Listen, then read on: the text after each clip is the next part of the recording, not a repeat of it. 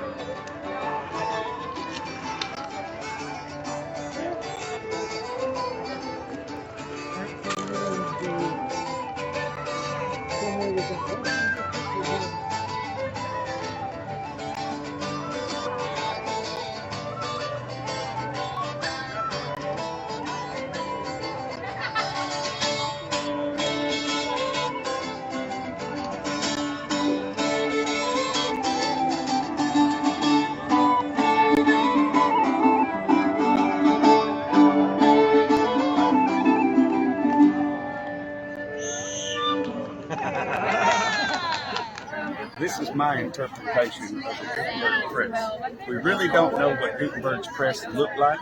There were no pictures drawn of a press even until almost 150 years after its invention. But we think that most likely his press was based on wine presses or paper presses of the day. So this is what a wine press would have looked like in its day. This is a very miniature version. The ones they had would have literally filled the room, been 10 foot high. The beams would have been 18, 20 inches in square, so it would have been a huge, massive device. And it was capable of generating a lot of pressure. A press actually puts over 2,000 pounds of pressure on the paper and the ink when it's squeezed, and it actually forces the ink into the paper. It's not just on the surface of the paper, it's actually into the paper.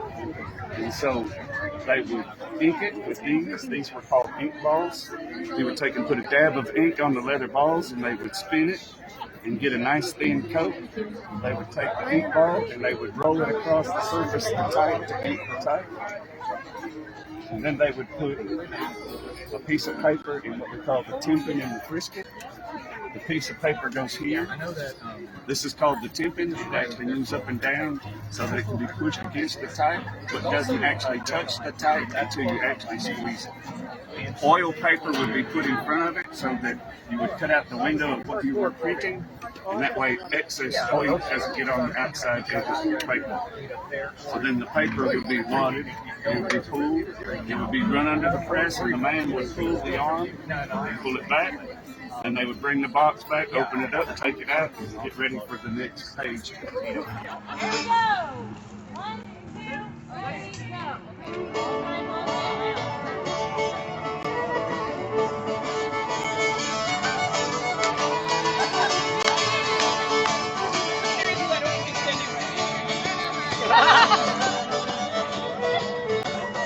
It's all right. Go slow. Take your time. You got this. It's beautiful. Keep your ribbons taut. That will help.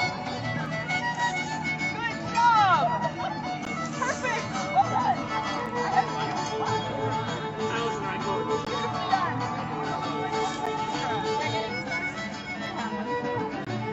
Look at how good that is. Oh, look. Keep going. He's over.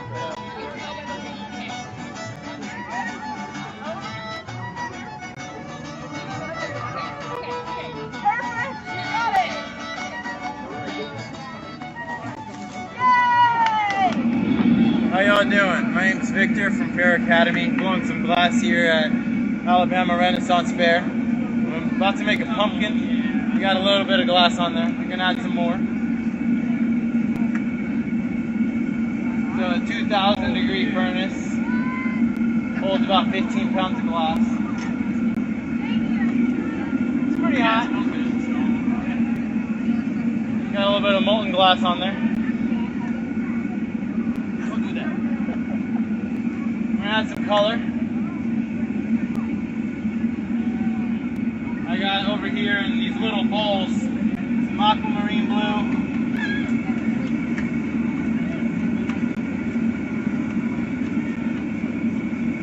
Tap and turn, pick it up nice and evenly. Then we can melt it in. It creates a nice layer of that glass. The color over top of the clear. We can add another layer so it's not too thin.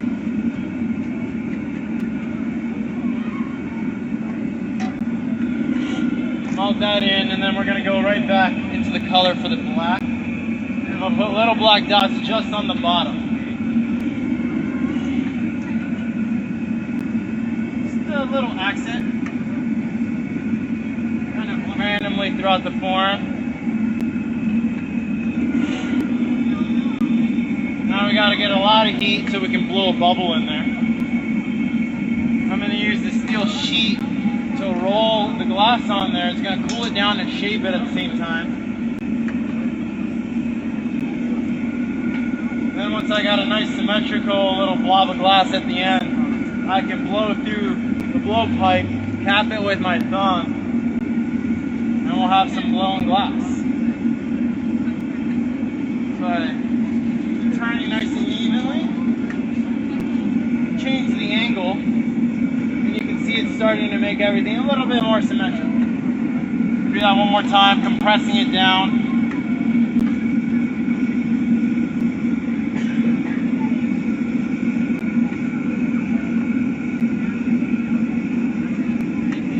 Add some air.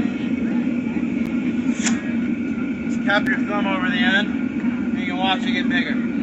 Happens real fast. And we got a bubble. I'm making a pumpkin, nice and quick. We're gonna go into the mold to get the lines in the pumpkin. Let it droop. I found it. After all this time, I found it. Hey! Now we have some lines. That's going to be the lines on our pumpkin. Take some time to add air.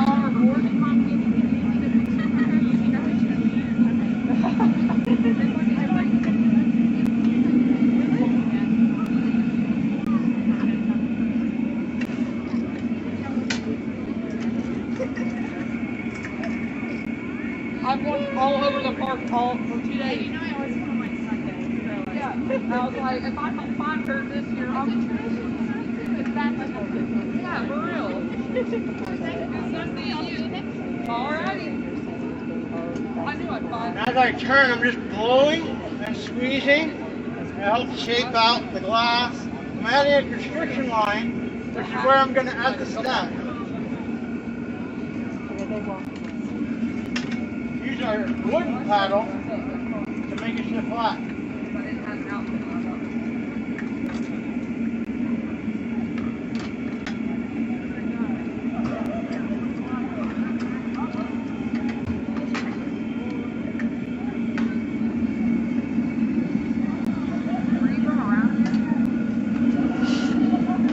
Now that we have a flat bottom, I can start working on our stem.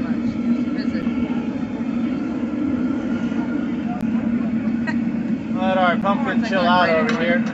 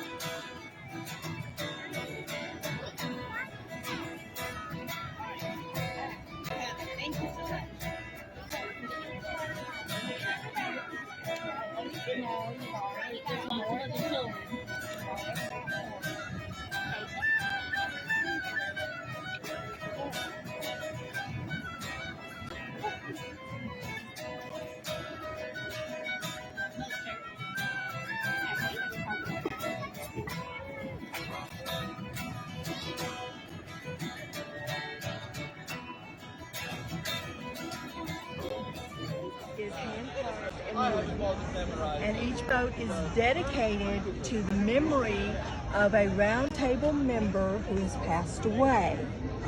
The sails represent the